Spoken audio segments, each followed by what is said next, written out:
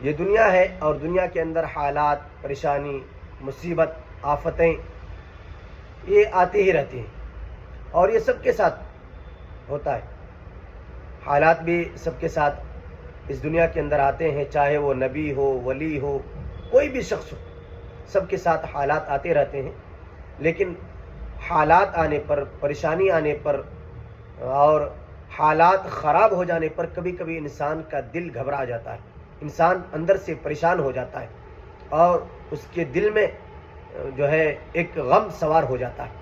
تو اس غم سے بچنے کے لیے ایک نسخہ جناب محمد رسول اللہ صلی اللہ علیہ وسلم نے ارشاد فرمایا کہ اس نسخے کو استعمال کیا جائے.